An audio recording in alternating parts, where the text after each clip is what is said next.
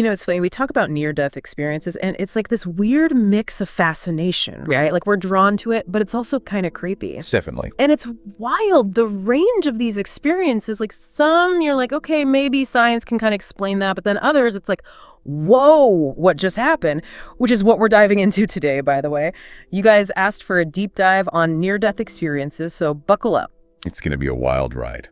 And the thing is, there's this whole spectrum, right? It's like, imagine a ranking system, but instead of video games, it's how much these NDEs, these near-death experiences, kind of break reality as we know it. Exactly. We're working with this article, by the way, that tries to categorize them. And I'm not going to lie, it's a trip, but also kind of helpful. For sure. It's a good framework. Yeah, because we got to ground this somehow. So for anyone just tuning in, we're talking about those intense, like psychological experiences that can happen when someone's close to death. Yeah, those moments of crisis, medical emergencies, accidents, when you're right on the edge. And there are these common themes too, which is kind of freaky, like the tunnel with the light at the end, or feeling super peaceful when like your body should be freaking out. It's true. Those come up a lot. So our article, it breaks it down into these tiers, and we're starting with like the C tier, the ones that science can almost wrap its head around, even if they sound super weird. Exactly, the scientifically plausible one. Okay, so let's start there. The tunnel vision, the light, the whole shebang. Is it like a gateway to heaven or just our brains glitching out? Okay, so as tempting as the mystical explanation is, this one actually might be how our brains deal with extreme stress and lack of oxygen. Like a system crash. Kind of. You know how fighter pilots, when they pull those high G forces, they get tunnel vision? Yeah, I've heard that. Same idea here. It's about blood flow, or the lack of it, to the brain. So our visual processing just goes, nope. Basically, yeah. The visual cortex freaks out a bit. Wild. Okay, so then what about the out-of-body experience, like seeing yourself from above? That's a classic one. And weirdly, there might be a brain explanation for that too. So our brains are constantly processing where we are in space, right? Sensory information, all that. Makes sense. But during like a near-death thing, that processing can get messed up. So your brain's like, wait, where am I? A glitch in the matrix. Right. And there's this part of the brain, the temporoparietal junction. And when it's stimulated, boom, out-of-body experience, even if you're totally fine otherwise. No way. Seriously? Yeah, they've done studies. Wow. Okay. And then there's the feeling of peace a lot of people describe. You'd expect panic, but it's often the opposite. It's true. And there are a few reasons for that. One, our bodies are pumping out endorphins in those moments, like big time. It's a stress response. Our brains are like, well, if this is it, let's go out happy. Pretty much. And also, the fear centers in our brain, yeah, they might actually shut down with oxygen deprivation. Darkly funny, in a way. Wow. Our brains, man. Accidental bliss, even when facing, well, you know. Right. So we've got tunnel vision, out-of-body stuff, unexpected chill vibes, and all of that might just be our amazing, confusing brains. Just the tip of the iceberg, though. I bet. We're about to get into the really weird stuff, and trust me, you don't want to miss this. And that's where things get even weirder with the B tier, right? It's like, these experiences make you really stop and think. Oh yeah, definitely. We're moving away from the purely physical and into the realm of like memory, perception, maybe even what consciousness is. Okay, so we're going deeper into the mystery zone. What kind of stuff are we talking about here? Well, take the life review, for example. Okay, yeah, the whole life flashing before your eyes thing. Exactly. People describe seeing their entire lives, every memory, every emotion, in super vivid detail. And it's like, is that a final judgment thing? Or is it just the brain going into overdrive because it's freaking out? It's a wild thought, for sure. Yeah. Is there like a scientific angle on that at all? It's tough to say for sure, but it does kind of line up with how we know memory works, especially under stress. Like, think about a time you had a close call, like a car almost hitting you. Oh, totally. Everything goes slow-mo. Right, your brain kicks into high gear and you remember things you haven't thought about in years, crystal clear. So it's possible that NDEs trigger something similar. Trying to make sense of everything, even if there's no time. Maybe. We're trying to find meaning, you know, like a final attempt to grasp who we are before, well, whatever comes next. Intense. Okay, now on to something that always creeps me out a bit. Seeing deceased loved ones. Comforting. Creepy. Hallucination. What's the deal? Oh man, that's a big one.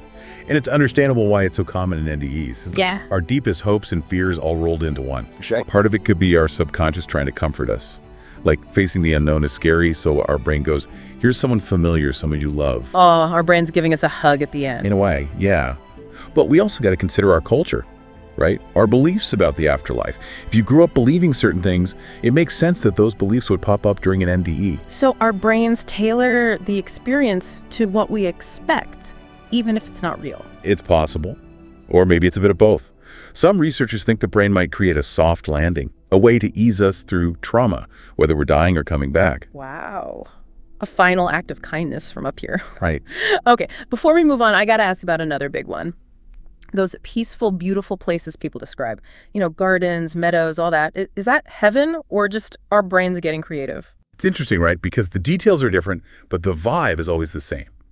Peace, love, beauty. Yeah, like a universal vision of paradise. Exactly. And that's consistent across cultures, which makes you think, maybe it's not an actual place. Okay, so then what is it? Well, when you're having an NDE, your senses are going haywire, right? Your brain isn't getting its usual input. So maybe it starts drawing on your desires, your hopes, your fears, and creating this world based on that. Even at the edge of existence, our brains are still telling stories. Exactly. And those stories, whether they're real or not, they shape how we experience these moments. But you ready for this? We're about to go even further down this rabbit hole into the A tier, where NDEs get truly enigmatic. Oh yeah, bring on the weirdness. A-tier experiences, right. This is where things get really interesting, where it's not just, oh, that's weird, but like, hold on, how is that even possible? It's true. These are the ones that really make you question what we know about consciousness, about reality itself. Totally. And one of the biggest head scratchers in this category is encountering spiritual beings during an NDE, like angels, deities, religious figures. And what's crazy is how often these encounters match up with the person's own beliefs. Christians see Jesus, Buddhists see Buddha, It's like our minds, even when faced with the ultimate unknown, reach for something familiar, something that brings comfort. It's wild, right? But it also begs the question, are these beings real external entities? Or are they projections of our own minds or beliefs amplified in these intense moments? It's a question without easy answers, that's for sure. It makes you think about the power of belief, the nature of reality, all of it. No kidding. And then there's another A-tier experience that always blows my mind. The unexplained music. And I don't mean just vague sounds, but like full-on melodies, harmonies, even choirs. Some people describe it as the most beautiful music they've ever heard. Yeah, it's not just your ears ringing. There's something deeper going on there. So what's the explanation? Is it just our auditory cortex going haywire? It could be part of it. I mean, we know that music is incredibly powerful. It triggers memories, emotions, all of that.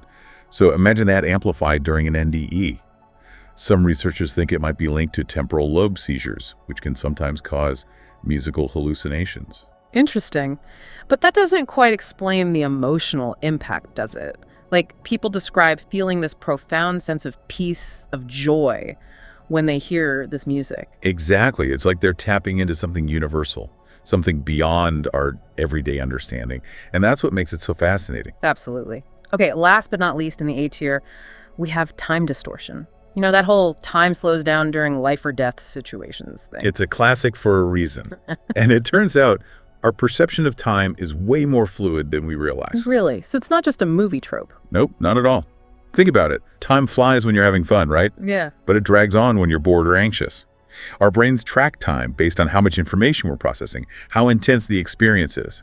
So under extreme stress, yeah, time can totally feel warped. So it's not that time itself is changing, but our experience of it. Exactly. And we see this outside of NDEs too. Extreme athletes, soldiers in combat, they often talk about time distortion. It's like our brains have this hidden gear that kicks in when things get really real. That's incredible. It makes you wonder, what even is time, Right. It's a fundamental aspect of reality, yet it's so subjective, so open to interpretation. It's mind-boggling. But what's even more mind-boggling? What's that? The S tier, where things go from, that's weird, to, whoa, that changes everything. You ready to dive into that? Let's do it. Hit me with the weirdness. All right, so the S tier. This is where we get into NDEs that even hardcore skeptics have a hard time brushing off. And one of the biggest examples of this is something called veridical perception. Ah, yes.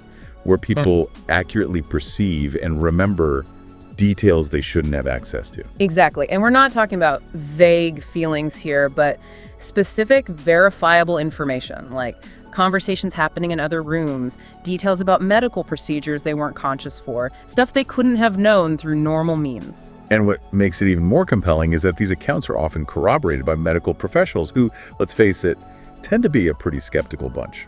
For sure. So if someone's clinically dead, their brain's not functioning as usual, how are they still observing, processing information? What's doing the perceiving if not their physical senses? It's a million-dollar question. And it leads to another mind-bending aspect of the S tier, which is the acquisition of what some call impossible knowledge. We're not just talking about knowing a loved one has passed, but like specific details, obscure facts, things that seem to defy any logical explanation. It's like they're tapping into some kind of universal knowledge base. Right. Like a cosmic internet or something. That's the idea behind theories like non-local consciousness, which suggests that our minds are interconnected in ways we're only beginning to grasp. It's a wild concept, but then again, so are these experiences. Totally. And speaking of wild, we can't forget about the witness testimony in a lot of these S-tier cases. And I don't just mean family members, but doctors, nurses, people who deal with life and death every day. They'll describe these palpable shifts in the room, a sense of peace that descends, even when the patient is, by all medical definitions, gone. It's like there's this energy, this presence that goes beyond our current understanding. And even those skeptical medical professionals, those who rely on logic and data, they're left speechless. It's powerful stuff. And it makes you wonder, what if there's more to consciousness, to life and death, than we can currently comprehend?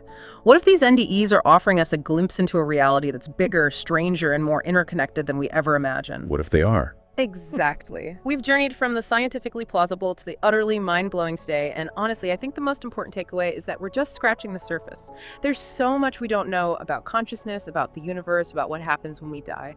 But these NDEs, as strange and mysterious as they are, they offer us clues, glimpses into the unknown. And maybe, just maybe, they'll lead us to a deeper understanding of ourselves and the universe we inhabit.